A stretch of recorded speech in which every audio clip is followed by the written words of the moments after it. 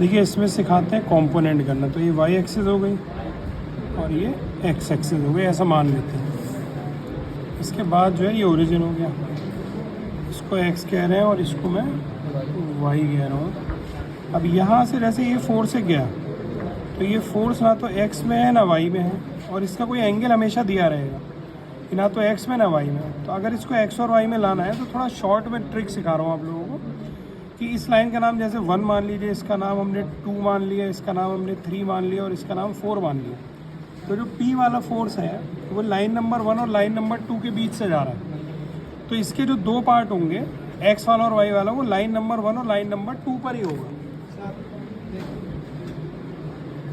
तो एक पार्ट इधर हो गया लाइन 1 पे, एक पार्ट इधर हो गया लाइन 2 पे, क्योंकि ये 1 और 2 के बीच से जा रहा है इसलिए। अब एंगल के साथ वाला पार्ट कॉस होता है, तो ये वाला पार्ट कहलाएगा P cos थीटा, और दूसरा वाला पार्ट साइन होता है, वो पार्ट कहलाएगा P sin थीटा। सिमिलरली मान लीजिए कोई फोर्स इधर होता, इस फोर्स को मैंने Q कह दिया और इसका एंगल आपको यहाँ से दिया होता, ये मान लेते हैं अल्फा एंगल दिया है। तो आप देखो ये लाइन नंबर 3 और लाइन नंबर 4 के बीच से आ रहा है, तो इसके दो पार्ट होंगे वो लाइन नंबर 3 और लाइन नंबर 4 पर ही जाएंगे। तो एक पार्ट इधर होगा और एक पार्ट इधर होगा। तो एंगल के साथ वाला कॉस होता है, तो ये होगा Q cos अल्फा और ये क्या होगा Q sin अल्फा। इसी तरीके से मान लीजिए एक और फोर्स हम ले लेते हैं। अब क्या मैंने इधर बना दिया ये, अब ये फोर्स जो है लाइन नंबर 1 और 4 के बीच से आ रहा है, तो इसके जो दो पार्ट होंगे वो एक जाएगा लाइन नंबर 1 पे और एक जाएगा लाइन नंबर 4 पे, और इसका एंगल मान लेते हैं 30 डिग्री दिया है सपोज, और ये फोर्स जो है वो 10 किलो न्यूटन है। तो अब एंगल के साथ वाला पार्ट क्या हो जाएगा कॉस, यानी ये कहलाएगा 10 cos 30, और ये हो जाएगा साइन, ये कहलाएगा 10 sin 30। इसके बाद क्या करना है, एक्स में देखिए कितने फोर्स हो गए, 1 2 और 3। तो एक्स में जो फोर्स का डायरेक्शन लेते हैं, इधर प्लस लेते हैं और इधर माइनस लेते हैं। वाई में देखिए तो कितने फोर्स हो गए, 1 2 और 3। तो वाई में फोर्स का डायरेक्शन ऊपर वाले फोर्स को प्लस लेते हैं और नीचे वाले फोर्स को हम लोग माइनस लेते हैं।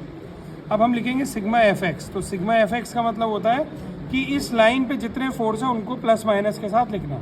तो ये वाला प्लस होगा, ये वाला प्लस होगा, ये वाला माइनस होगा, इस साइन कन्वेंशन के हिसाब से। तो क्या लिखेंगे हम लोग, 10 cos 30, ये वाला प्लस P cos थीटा और माइनस ये वाला Q sin अल्फा। सवाल जब आप करेंगे तो उसमें ये P थीटा Q अल्फा की वैल्यू दी रहेगी, तो ये कैलकुलेटर से कैलकुलेट हो जाएगा। इसी तरह जब हम सिग्मा एफ वाई निकालेंगे तो वाई में ऊपर की तरफ देखो क्या दिखाई दे रहा है, P sin थीटा, और नीचे ये दो फोर्स दिखाई दे रहे हैं आपको, तो ये नीचे वाले माइनस Q cos अल्फा और माइनस के 10 sin 30। अगेन आपको P थीटा Q अल्फा की वैल्यू मालूम होगी तो ये वैल्यू कैलकुलेटर से निकल आएगी। तो इस वीडियो में मैंने आपको सिखाया कि कैसे कंपोनेंट करते हैं, यानी कि कैसे कॉस और साइन में किसी फोर्स को तोड़ते हैं। इसके अलावा एक बात हमेशा ध्यान रखेंगे कि जो फोर्स पहले से ही एक्स में दिए हुए हैं उनको आप टच नहीं करेंगे, वो ऑलरेडी एक्स में है।